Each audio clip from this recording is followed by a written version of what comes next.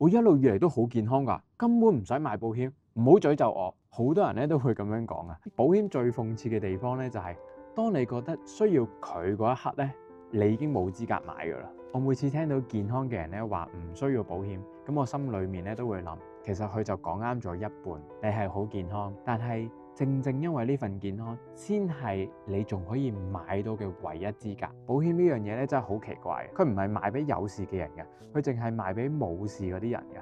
等你真係如果有事去到醫院攞住份報告，你想買咧，冇人收你嘅，好似安全帶咁樣啫嘛。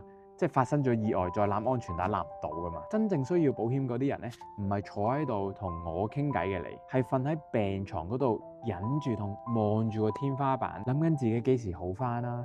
係咪要賣咗一層樓？開口問邊一個借錢？